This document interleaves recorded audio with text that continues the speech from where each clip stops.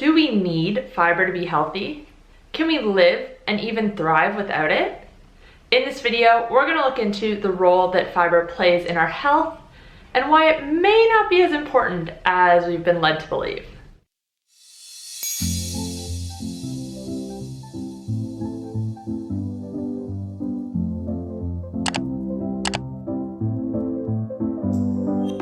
Hey guys, welcome back to my channel. If you're new here, my name's Kate. I'm a health coach and I post videos on a high-fat, low-carb way of eating. If you like this video, please give it a thumbs up. And if you want to see more, make sure to subscribe.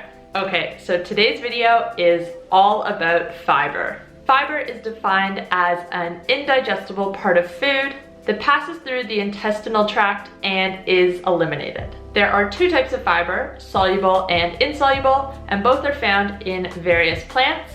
Fiber is known for helping us feel fuller for longer. It is known for helping us to control blood sugar, also for obviously normalizing bowel movements, and it has also been claimed that it reduces our disease risk. But is there any data that proves that fiber actually does any of this? Is the association between higher fiber diets and overall greater health a result of the fiber itself? Or is it just the case that people who eat more fiber are more health conscious in general? Eating more fiber means they're eating more fruits and vegetables and less processed food. They also might be smoking less and exercising more. So we'll get more into that a little bit later on, but first off, let's talk about where the recommendation for high fiber diets came from. It originally came from a paper that was published in 1971 by Dr. Burkitt. Dr. Burkitt was an Irish surgeon living in Uganda, and he observed that the native people there ate a very high fiber diet and they had very low rates of disease. His theory was that Americans are eating less fiber and this is the reason they are getting so sick. And it was just that. It was just his theory, but it took off big time. So we're gonna go through some of the supposed benefits of fiber, and we're gonna look at what the research says. So the first claim is that it keeps you fuller for longer, and this is supposed to help with your metabolic health. Fiber slows down the digestion rate of food, and because the food is in your system longer, it makes you feel full for longer. But on top of that, fiber actually absorbs a lot of water. It expands to almost 5 times the size and 5 times the weight, and this also helps you feel full. So the thinking is that if you're feeling full for longer, you're going to eat less overall, you won't be overeating, and therefore you'll be able to lose or maintain your weight.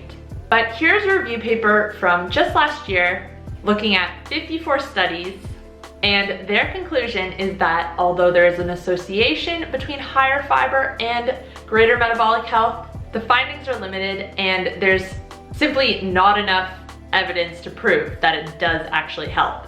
The association between higher fiber diets and lower rates of metabolic syndrome is likely what I said before. People who are eating more fiber are more health conscious in general.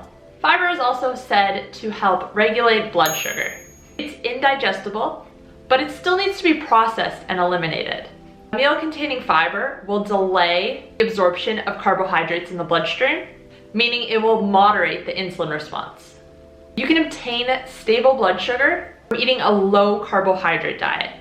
This has been proven time and time again when you put low carb and high carb diets up against each other. A review from 2017 done on 10 randomized control trials concluded that low to moderate carbohydrate diets have greater effect on glycemic control in type 2 diabetes compared with high carbohydrate diets. And low carb diets are being recognized as being extremely effective for type 2 diabetes in countries such as the USA, the UK, Australia, and more. Okay, so this is the big one. It is thought that fiber is absolutely necessary to have regular bowel movements. But on the flip side, it is also recognized that too much fiber in the diet has the opposite effect. Now, there are studies showing that increasing fiber helps with constipation, but there are also studies showing that reducing or eliminating it completely help as well. This is a study done on 63 people, so pretty small, but over a 6-month time period. And they found that those who reduced or eliminated fiber saw improvements across the board, while those who ate the same amount of fiber did not. And for those with IBS, or irritable bowel syndrome, it is pretty well known that increasing fiber worsens symptoms. And you might be thinking, okay, well, I don't have IBS, I'm fine. But 10 to 15% of people in the US have IBS.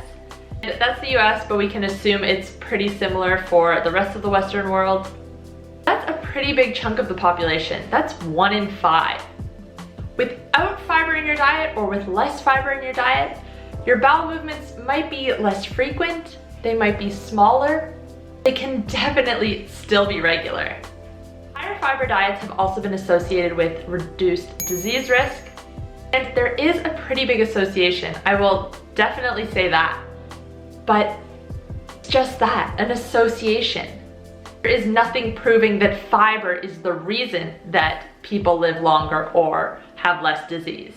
So bowel cancer is one of those things that fiber is supposed to greatly reduce your risks of.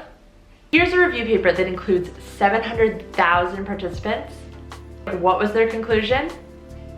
They concluded that a high fiber diet did not reduce bowel cancer risk. And here's another one. One had just under 5,000 participants in total, but their conclusion was that there is a lack of evidence from randomized control trials, which are pretty much the gold standard.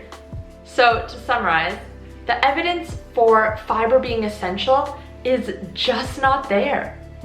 And the claims of reduced disease and mortality risk are marginal at best. And high fiber diets do come with some negative side effects. As I mentioned before, people with IBS do better with less or no fiber. And like I said, that's 1 in 5 people. Fiber also promotes fermentation and gas formation, causing us to become gassy and bloated. And it also binds with minerals, including zinc, iron, magnesium, calcium, and it can prevent us from absorbing them. Thanks guys for watching. If you like this video, give it a thumbs up, and I will see you next time. Bye guys.